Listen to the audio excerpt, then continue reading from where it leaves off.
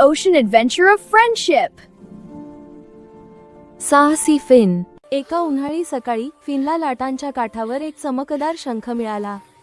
पण थांबा, तो आवाज होता का? मला कोणीतरी मदत करा प्लीज, असा हलका आवाज आला. फिन दचकला. अरे, कोणीतरी समुद्रात माझी मदत मागतंय. आणि तो लगेच समुद्राकडे धावत सुटला. पाण्यातून उडी मारत कोरल नावाची डॉल्फिन बाहेर आली. हाय फिन, मी कोरल. माझे मित्र कोरलच्या गुंतागुंतीच्या जाळ्यात अडकले आहेत. तू मदत करशील का? फिन हसला. नक्कीच, चला लगेच जाऊ. फिनने जादूचा स्नॉर्केल घातला आणि वूश, तो पाण्याखाली श्वास घेऊ शकत होता. वा, तो हसत म्हणाला, चमचमणाऱ्या माशांच्या भोवती गोल फिरत. कोरल किलकिलली, माझ्या दुनियेत तुझे स्वागत आहे फिन. अरे नाही, एक ऑक्टोपस समुद्री शैवालात अडकला होता. शांत राहा मित्रा, फिन प्रेमाने म्हणाला. स्नीप स्नीप, आणि तो पुन्हा मोकळा झाला.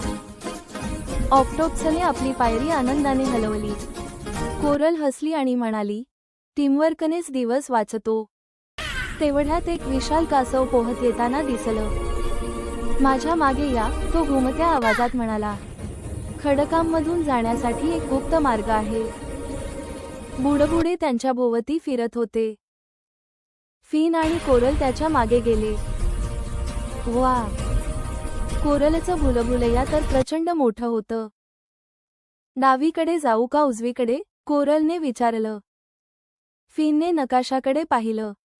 तुझा सोनार ऐकूया. दोघांनी मिळून योग्य मार्ग शोधला. भुलभुलैयाच्या आत फिनने घाबरलेले मासे कोरलच्या खाली लपलेले पाहिले. थांबा, मी आहे, तो म्हणाला. हळूच एक कोरलची फांदी उचलत. कोरलनेही ढकलून मदत केली. आम्ही आलो ना. थोड्याच वेळात सगळे मासे पुन्हा मोकळे झाले. समुद्र संगीताने आणि हास्याने चमकत होता. डॉल्फिन्स नाचत होत्या. मासे गोलगोल फिरत होते. कोरल हसत म्हणाली, फिन, तू माझा सर्वात चांगला मित्र आहेस. फिन म्हणाला, मित्र असले की प्रत्येक साहस अजून उजळतं. घरी जाण्याची वेळ झाली होती. बाय कोरल, फिन म्हणाला. लवकरच पुन्हा भेट दे. शंख त्याच्या हातात हलकेच चमकला आणि कुजबुजला.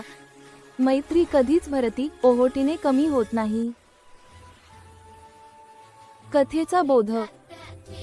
खरी मैत्री कोणत्याही खजिन्यापेक्षा जास्त उजळ असते. कारण ती मदत, वाटणे आणि एकमेकांची काळजी घेण्यातून मिळते.